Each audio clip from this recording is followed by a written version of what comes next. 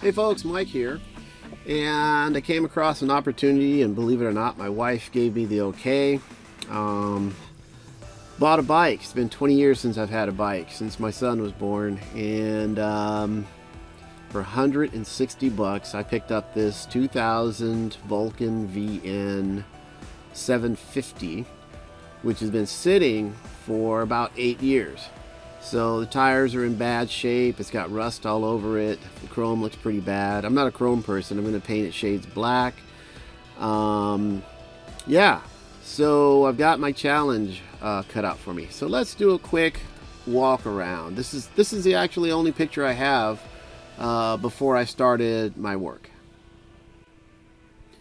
Okay, here she is. Now clearly I've already started. I didn't make any other video. Pulled off the seat. Look at the crazy frame. This is what makes this bike. You can't really cafe it out, and I really kind of want to do a cafe thing, but this is what I got for 160 bucks. So got the long extended forks.